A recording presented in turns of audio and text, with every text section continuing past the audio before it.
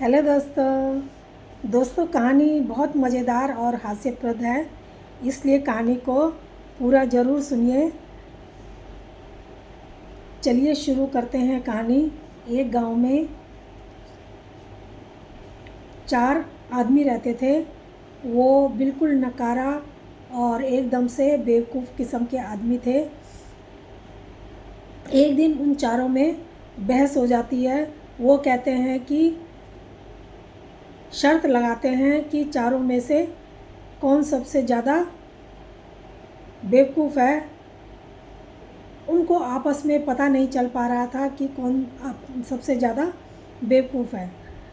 अब वो कहते हैं कि चलो गांव में किसी बुज़ुर्ग आदमियों के पास चल के पूछते हैं कि हम चारों में सबसे ज़्यादा बेवकूफ़ कौन है। वो गांव में जहाँ पर सब बैठे होते थे बुज़ुर्ग लोग एक चौपाल में, वहाँ पहुँच जाते हैं और वहाँ पर सब बैठे होते हैं। वो उनके पास जाकर कहते हैं कि बताओ हम चारों में से सबसे ज़्यादा बेवकूफ़ कौन है। वो कहते हैं ऐसे तो हमें पता नहीं चलेगा कि चारों में सबसे ज़्यादा बेवकूफ़ कौन है। अपने अपने किस्से सुनाओ तुम, तभी हमें पता चल पाएगा कि चारों में से ज़्यादा बेवकूफ़ कौन है। फिर वो बताने लगते हैं। एक बोलता है, एक बार की बात है, मेरी नई नई शादी हुई थी। मैं पहली बार ससुराल जा रहा था तो मेरी माँ ने बोला कि वहाँ बोलना नहीं है ज़्यादा कुछ भी, सिर्फ हाँ ना का ही जवाब देना है। ससुराल में मैं पहुँच जाता हूँ अपनी बीवी को लेने के लिए। मैं वहाँ बैठा था, अब बैठ के अपने जाता हूँ तो अपने ससुर को प्रणाम करता हूँ। मेरे ससुर जी बोलते हैं, जमाई राजा सब ठीक तो है ना। मैंने कहा ना। वो बोले क्या बात है, कोई परेशानी है क्या। मैंने कहा हाँ। उन्होंने कहा क्या परेशानी है। मैंने जब उनको कुछ जवाब नहीं दिया तो वो समझे शायद इसको कुछ रुपयों पैसों की ज़रूरत होगी, कुछ परेशान होगा। उन्होंने सोचा तो वो कहते हैं कि बोलो तुम्हें क्या चाहिए, कोई परेशानी है रुपयों पैसों को लेकर के तो बात बताओ, कोई तंगी है तो बताओ, शर्माने की कोई बात नहीं। आराम कीजिए, खाना खाइए और सो जाइए। मैंने कहा ना। ससुर जी बोले शायद पैसों की तंगी की वजह से खाना भी नहीं खा रहा और आराम करने के लिए भी मना कर रहे हैं। ससुर ने दोबारा कहा खा लीजिए, खाने मैंने मना कर दिया। सास आई, सास ने कहा कि खाना खा लीजिए जमाई राजा। मैंने कहा नहीं। वो सोचती है कि पता नहीं क्या बात है।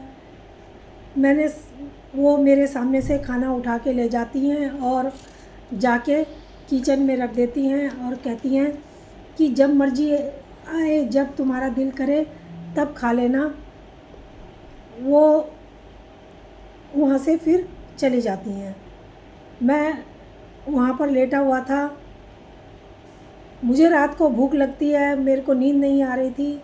कांच के बर्तन में लड्डू थे। मैं किचन में जाता हूँ तो देखता हूँ लड्डू एक मुंह में मैंने ठूस लिया और ढक्कन बंद करने लगा, तभी ढक्कन गिरकर टूट गया। उसकी बहुत तेज़ आवाज़ होती है, सांस उठ गई और कमरे में जाकर चद्दर ओढ़कर मैं जब लेट गया तो सास मेरे ससुर को बताती है कि जवाई, उन्होंने मेरी एक झलक देख ली थी। वो बोलती है कि जवाई जी आए थे और पता नहीं क्या बात है और अब चद्दर ओढ़कर अपने कमरे में जा कर के सो गए हैं। वो आते हैं और मेरी चद्दर उठाते हैं। मेरा एक तरफ का गाल सूजा हुआ था। बोले माँ बोली क्या परेशानी है। तो ससुर जी ने कहा कि डॉक्टर को बुलाना पड़ेगा, ये तो पता नहीं क्या बात हो गई है, जो एक तरफ का मुंह सूज गया है। वैद्य जी को बुलाया गया।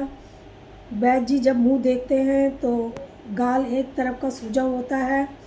वो कहते हैं कि पता नहीं क्या बीमारी हो गई है, जो एक तरफ सूज गया है।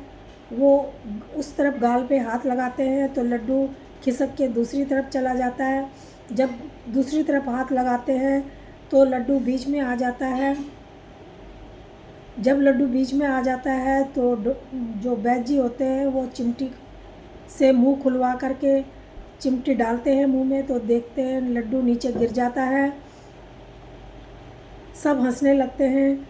फिर बोलते हैं कि इतनी मूर्खता भरी बातें करने की भी क्या ज़रूरत थी। मूर्खता भरी बातें करने की भी क्या ज़रूरत थी, तो बता देते पहले ही। अब दूसरे मित्र की बारी आती है। उसने कहा मेरी भी कहानी कुछ इसी तरह की है, मेरा भी ससुराल से संबंधित कहानी है। माँ ने कहा बेटा नए कपड़े पहनकर ही ससुराल जाना। शाम को जब मैं ससुराल के लिए निकलता हूँ सामान लेकर, ससुराल गया, जाते जाते शाम हो गई। मैं सोचने लगा वहाँ पहुँचते पहुँचते तो रात हो जाएगी, और रात को मेरे कपड़े कौन देखेगा, मैंने तो नए कपड़े पहने हैं। वो सोचता है रात को मेरे को यहीं कहीं पर रुक जाना चाहिए। वो वहीं पे कहीं रुक जाता है, और खेत में ही एक कमरा बना हुआ था, वो वहीं रुक जाता है। और जब वहाँ पर रुकता है तो देखता है कि अब क्या खाऊं। एक गमछा लपेटता है, कपड़ा उतार के खूंटी पे टांग देते हैं, और वहाँ खेत में एक थोड़ी सी दूरी पे एक और घर बना हुआ था, वो वहाँ जाता है। सोचता है वहीं से रात को कुछ मांग कर खा लिया जाए। वो वहाँ जाता है, आवाज़ देता है। सास सब सो गए थे, सास और बेटी, माँ और बेटी दोनों बैठे हुए थे। जब वो आवाज़ देता है तो उसकी सास बोलती है अपनी बेटी से कि जाओ बेटा देखो तो कौन आया है, शायद कोई भूखा है, रोटी मांग रहा होगा, उसे 2 रोटी और सब्जी दे देना, मोमबत्ती जला कर ले जाओ। वो ऐसा ही करती है। वो जो दरवाजे पे खड़ा होता है वो मोमबत्ती की परछाई पड़ रही होती है, दूर से कहीं लाइट भी पड़ रही होती है हल्की सी, तो जिसमें उसकी परछाई बन रही होती है।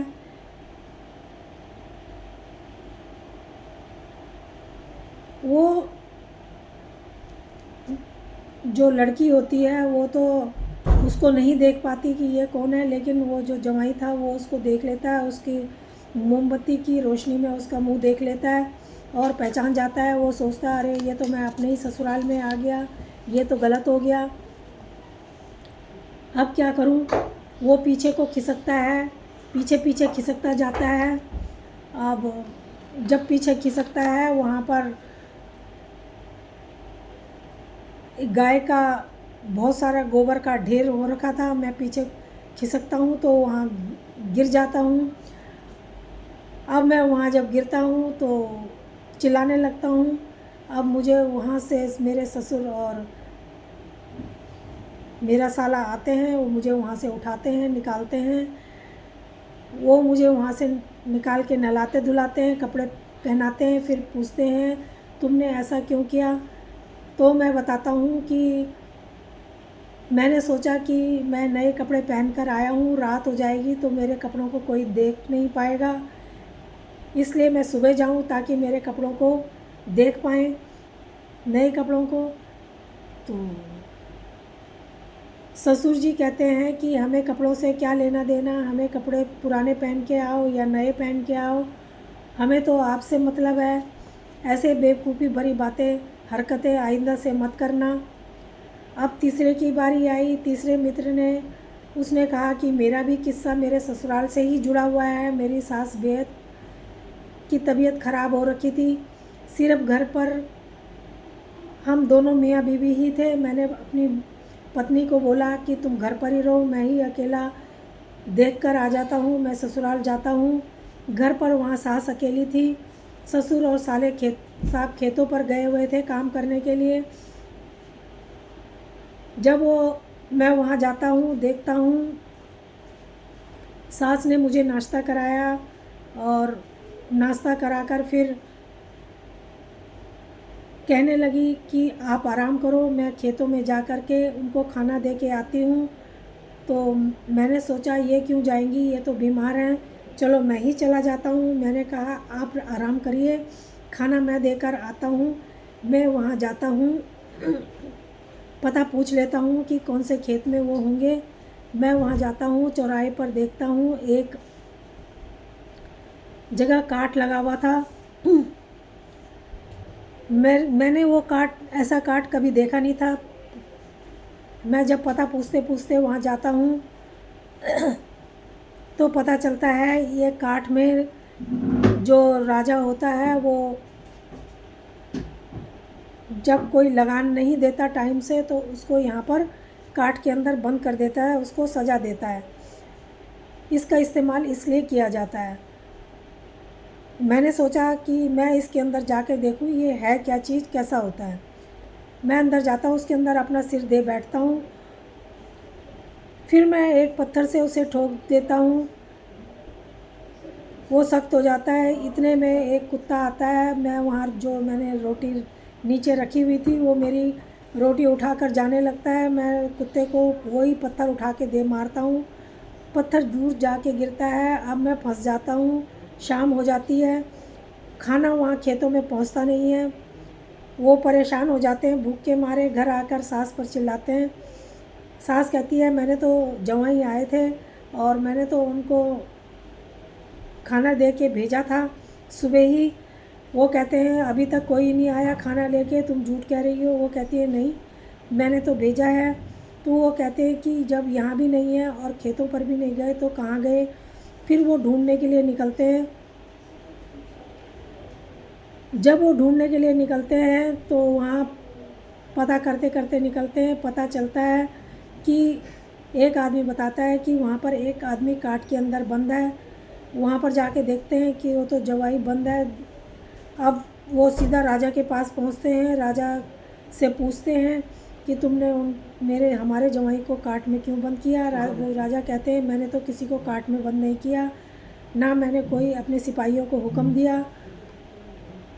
राजा सिपाहियों से पूछता है तो वो सिपाही मना करते हैं कि नहीं, हमने तो किसी को भी काट में नहीं बंद किया है।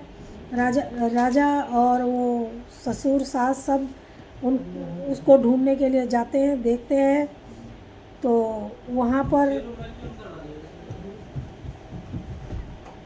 वो उसको वहाँ से फिर निकाला जाता है। और फिर कहते हैं कि ऐसे तुम्हें बेवकूफ़ी भरी हरकत नहीं करनी चाहिए थी, और उसको वहाँ से निकालते हैं। अब चौथे की बारी आती है। वो भी कहता है कि मेरा किस्सा कुछ ऐसा ही है, ससुराल से जुड़ा हुआ है। मेरे बच्चे और पत्नी ही थे। मैं ससुराल में, मेरी पत्नी मायके कुछ दिन के लिए बच्चे लेकर के चली जाती है और मैं खेत पर काम देखने के लिए जाता हूँ। शादी से एक दिन पहले ही मैं वहाँ पहले ससुराल में शादी थी, वहाँ गाना बजाना एक दिन पहले हो रहा था। मैं वहाँ पर पहुँचता हूँ और जब मैं वहाँ पहुँचता हूँ तो मुझे याद आया, जब मैं सोया होता हूँ तो मुझे याद आता है कि मैं तंबाकू तो वहीं छोड़कर आ गया हूँ। अब मुझे रात को नींद नहीं आएगी, मैं परेशान हो जाता हूँ। मैं अपनी पत्नी के पास जाता हूँ, उसे बताता हूँ। वो कहती है कि शादी के घर की वजह से जहाँ गाय रहती हैं वहाँ तंबाकू को रख दिया गया है। अब वो कहता है कि ठीक है, तुम मुझे वहाँ ले चलो। वो कहती है कि मैं कैसे ले चलूँ, मेरे तो हाथ और पैर पे मेहंदी लगी है, तुम ही जाके देखो। वो जाता है, देखता है, उसे नहीं मिलता।